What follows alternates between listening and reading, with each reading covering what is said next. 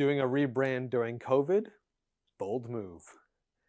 Doing a rebrand of a 100-year-old institution, now you've got my attention.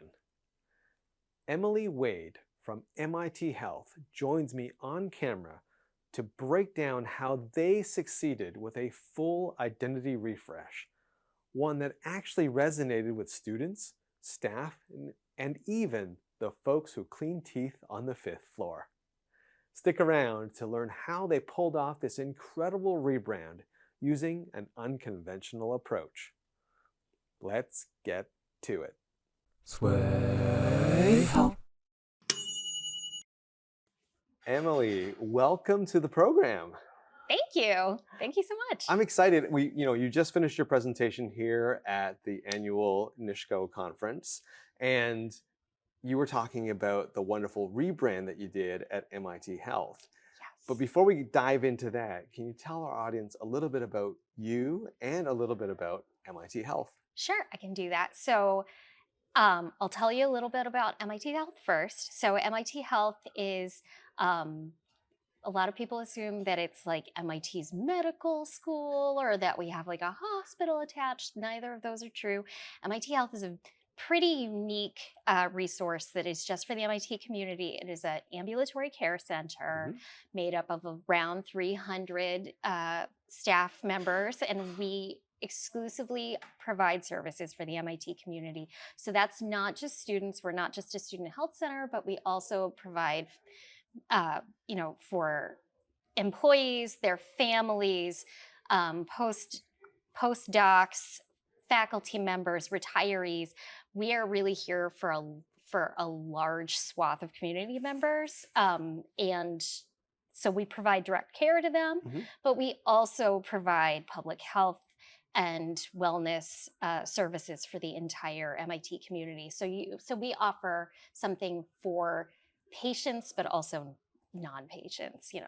We have something for everyone. Yeah. And Emily, what's your role at MIT Health? So my role at MIT Health is I am the communications manager. So I really kind of manage communications.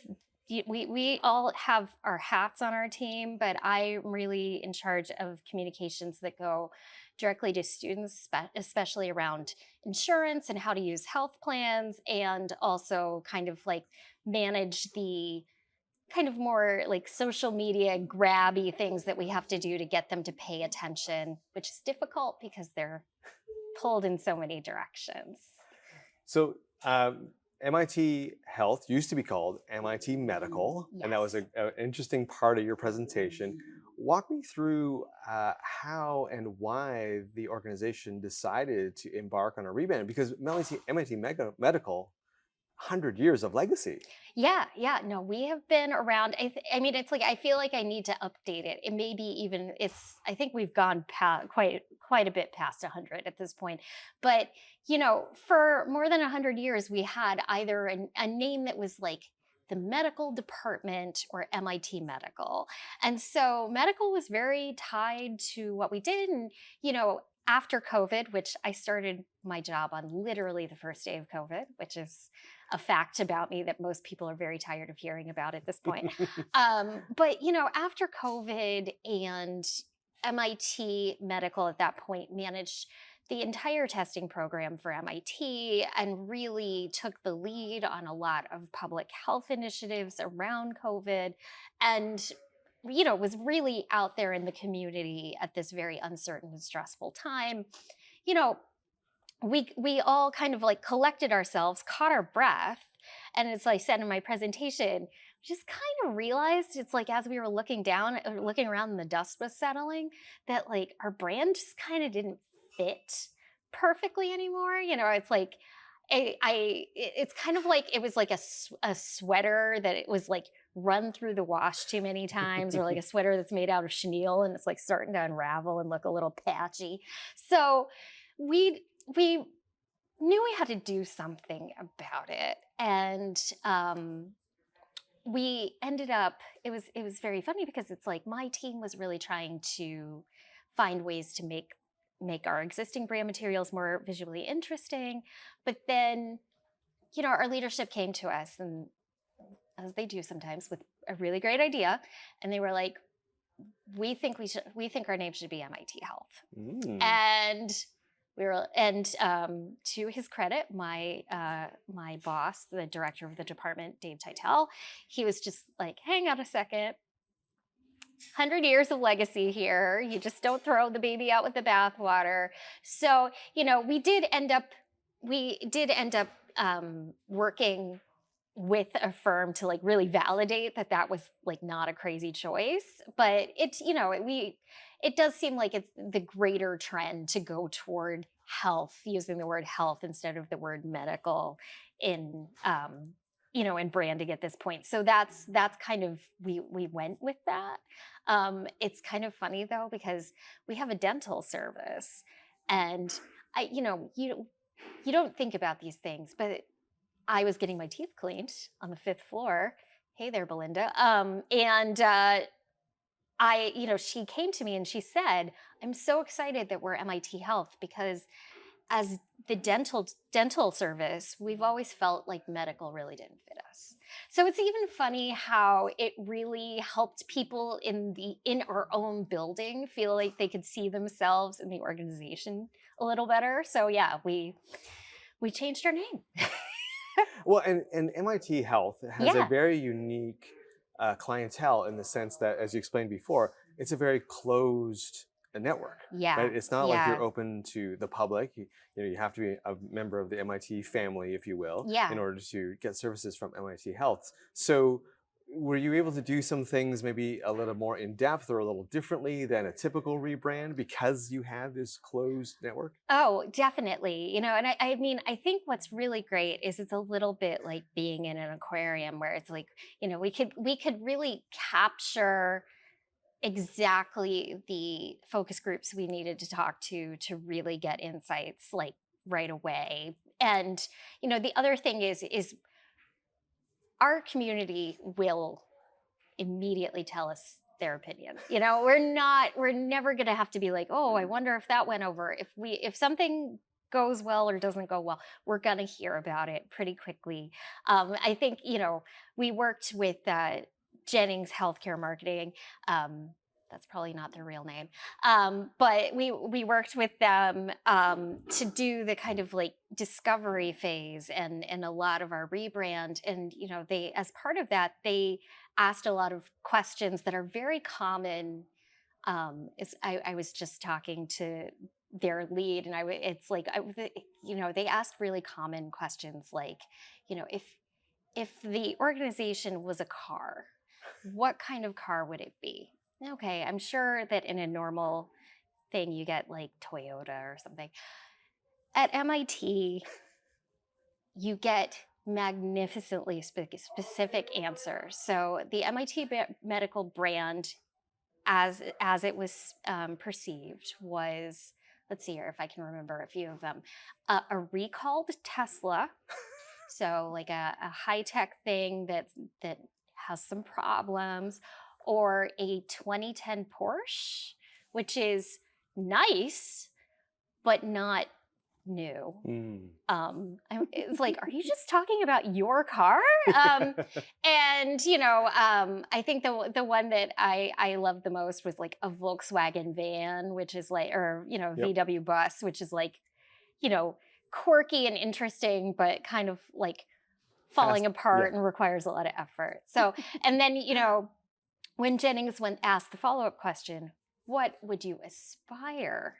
What should MIT Medical aspire to be? It was a restored Ford Bronco and an Escalade and an airplane Of course, an and airplane. an airplane and a modern VW bus, which is which you can buy, by the way. I had no idea.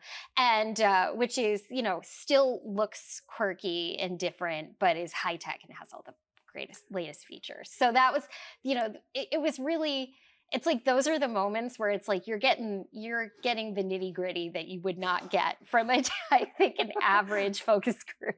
You definitely, when you pull engineers and scientists and computer science folks, you Yeah. get oddly specific answers, You right? get Very specific answers. incredibly specific answers.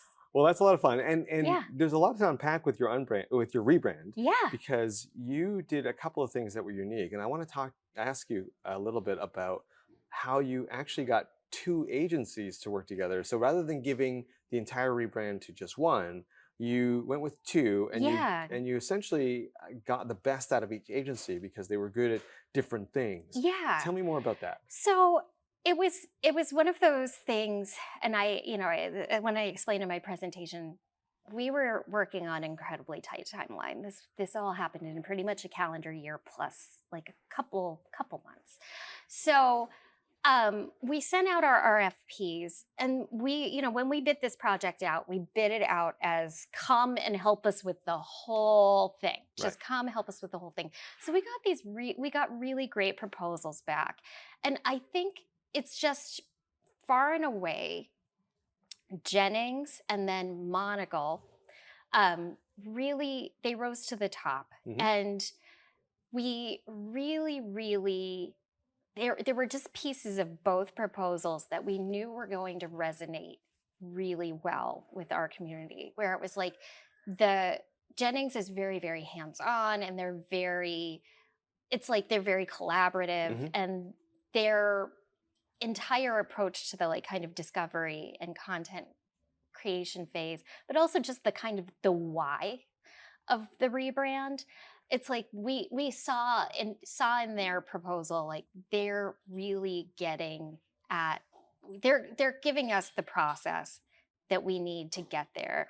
And Monocle, they also had a really great process. It seemed like it may have been a little bit like the window of it was a little shorter, but we were just grabbed by their approach to visual expression and design.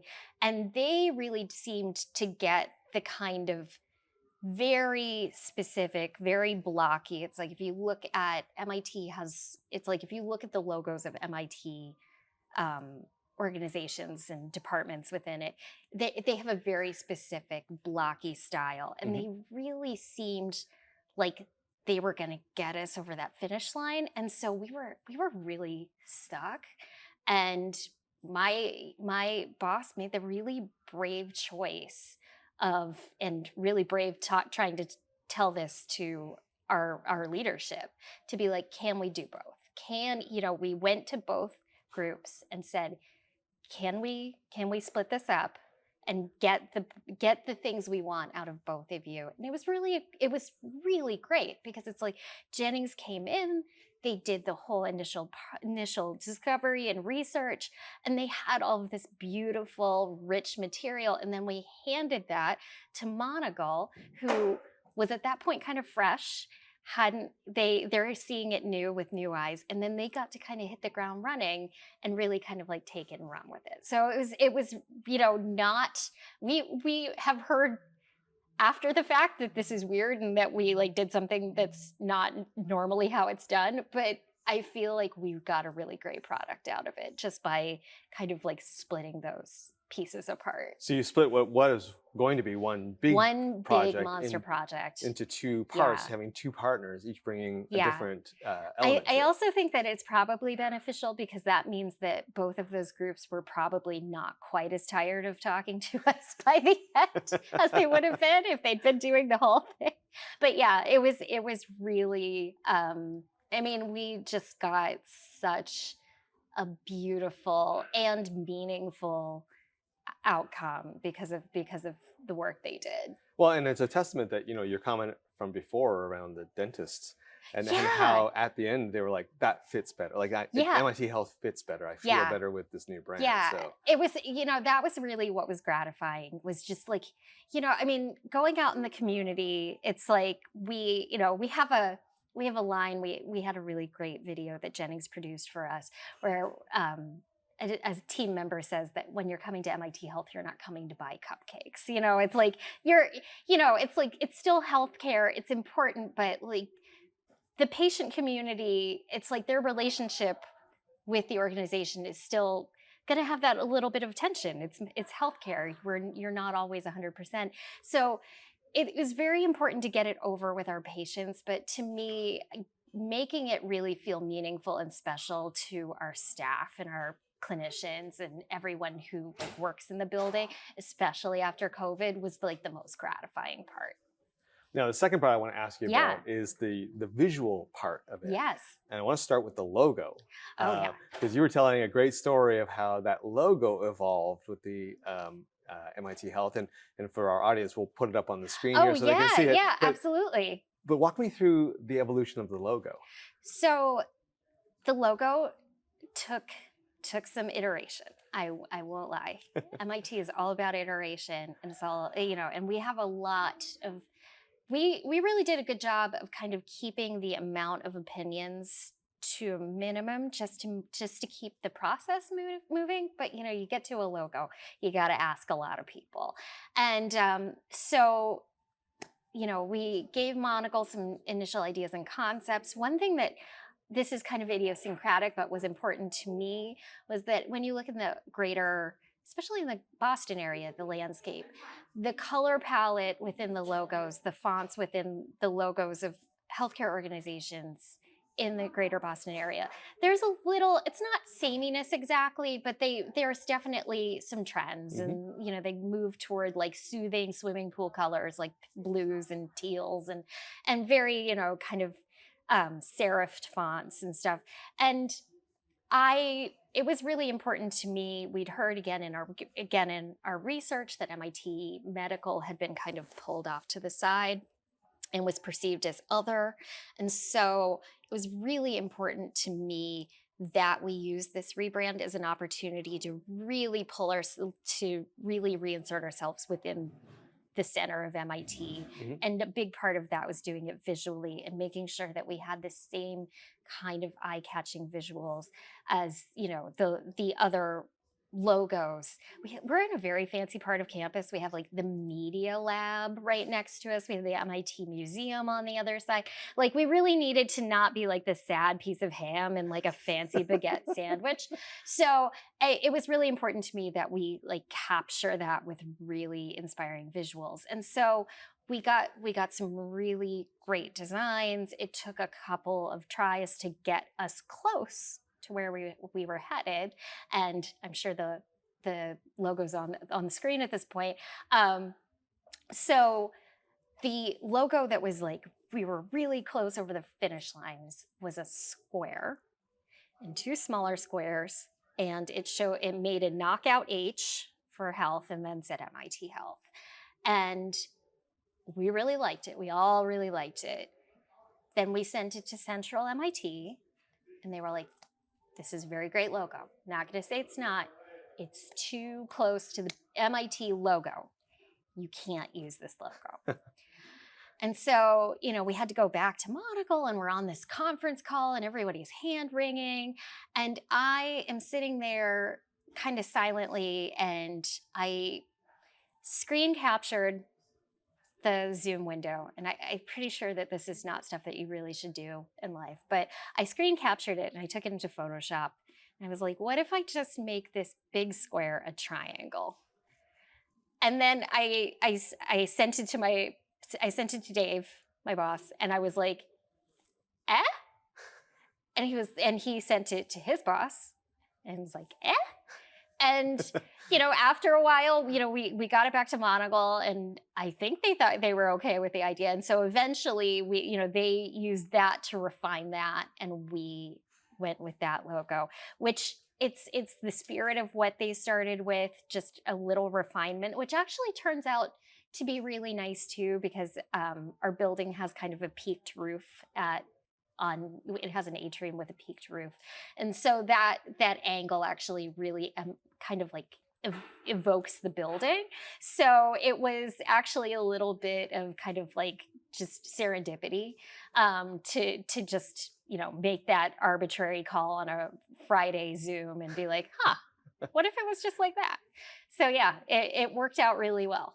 And to go beyond the logo, you guys created a whole visual language for certain expressions. Tell me more about that, because I was really fascinated with the way the blocks are aligned to mean different things. Sure. So so Monocle we had developed a brand manifesto with Jennings that was really just kind of got at everything that MIT means to us and what we mean to MIT. And a lot of those pieces were that we were constantly seeking better outcomes and that we're trying to make people thrive in the face of any challenge. And so we took Monocle took that language and then they really turned it into a visual language where, and I have to admit, despite working at MIT, people tease me about this all the time. I am magnificently not a math person at all. But so I can't go into the specifics of the algorithms they used, but the Monocle designers took what is it? Community obsessed, infinite caring, and one other, which we can pop up on the screen. They took those concepts, they pulled them out of the brand manifesto and made them into these really, really engaging, repeating patterns that we now use as kind of holding devices on all of our print material and digital material. If you go on our website, they're the They're there. devices that Yeah. are very prominent in various sections of the website. And so it's really exciting and fresh. And they also did a great job of, we drew from the MIT master color palette and we selected a series of colors within that palette. And they really gave us materials that we could version out in so many different ways to really keep it fresh. Because I feel like the hardest part of being in a communications marketing role is that nobody in the outside knows when stuff is boring, but you get bored. And it's so much of the job is like keeping yourself excited and inspired. So they did such a good job of giving us things that we can constantly switch up and make exciting for ourselves. Yeah, and I love how, you incorporated or they incorporated mathematics into Yeah. the expressions because that's a true reflection, of course, Oh. of MIT. It's so MIT. It's very MIT. I mean, the thing is you have to be careful with that stuff though, because you can't push it too far because then you'll get corrected. So it's like you have to like you have to push it a little bit, but it's like you can't get too complex with your math or you're going to get a mathematician to come in. I have a friend who's a theoretical physicist at MIT, and he would come in and be like, actually your math is wrong right here. And so you have to be, you have to do just up to the limit.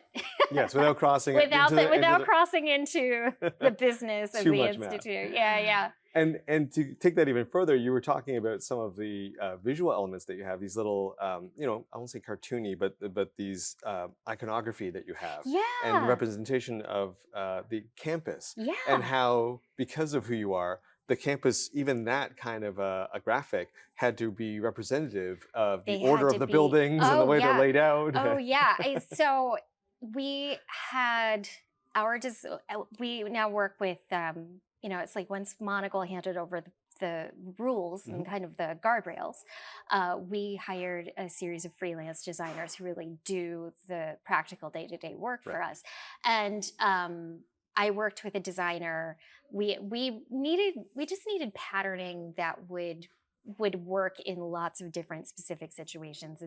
And one of the patterns that we had made was a pattern that represents the buildings at MIT. Mhm. And I had to tell him, you have to put these, it can't be, I know it can't be perfect because it's a graphic representation, but you have to get these buildings sort of in the right area because otherwise we will hear about how it's wrong.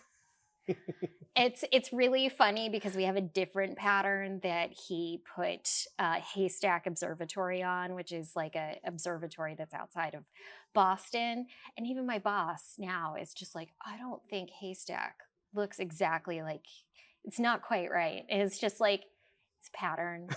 It's fine. It's just a representation. So yeah, you have to get, this is an audience that is all about getting things right. So you have to get things right. Accuracy and precision Yeah, are yeah, very important. very precise. They're a little challenging to write for because you have to get it exactly precisely.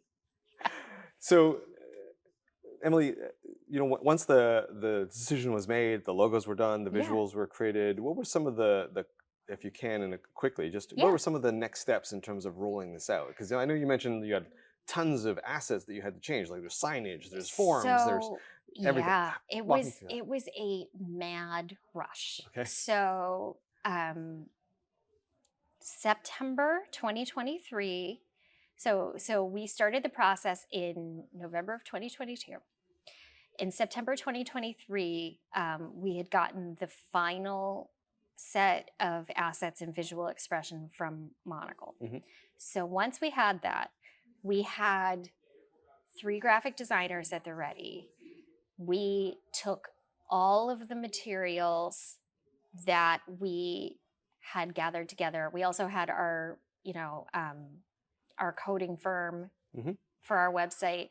They were on deck to reskin. So the website, we didn't do a redesign because we're not bionic. Like we had to, there's like a limit. So we had them reskin our old website with this new look.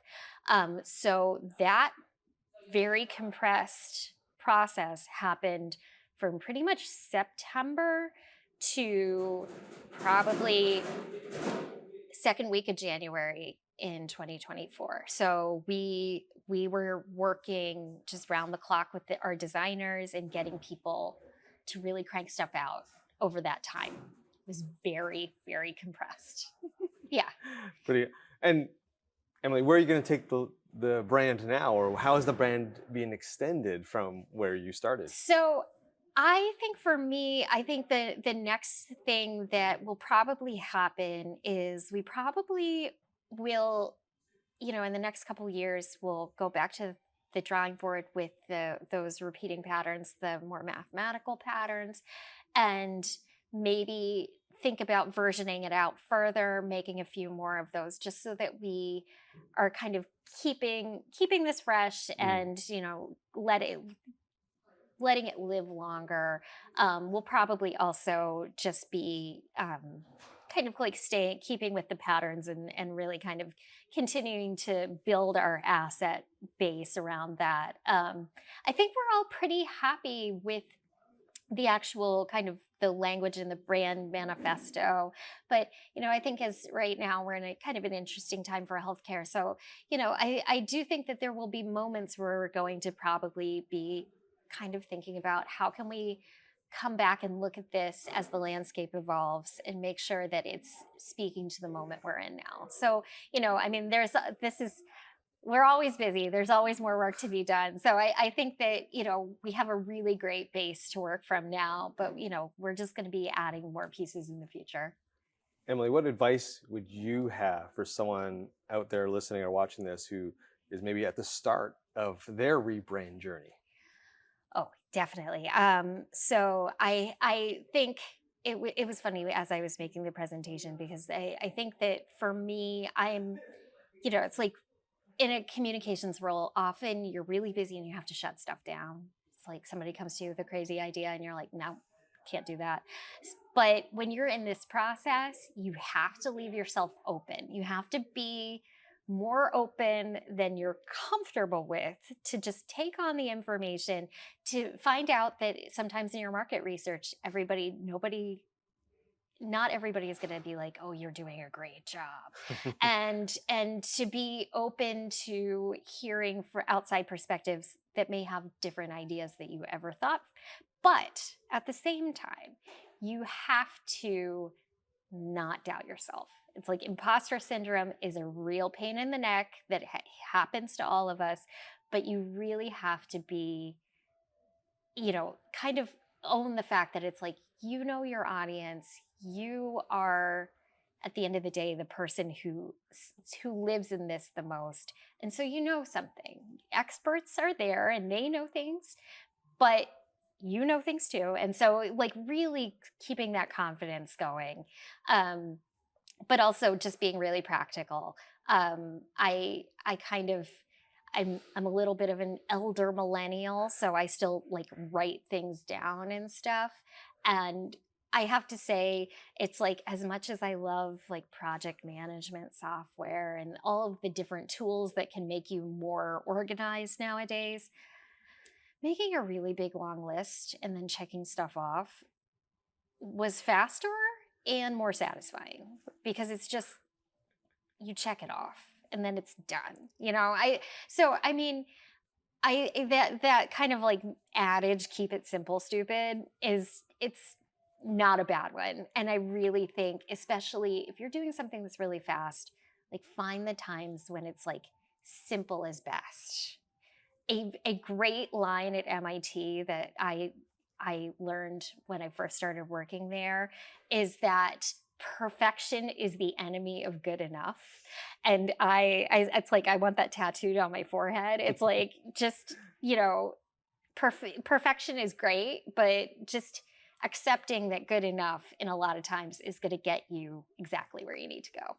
Well, Emily, I certainly appreciate it. And kudos to MIT Health for, going through this. And first of all, for the executives for actually suggesting a rebrand and going Yeah. away from 100 years of legacy.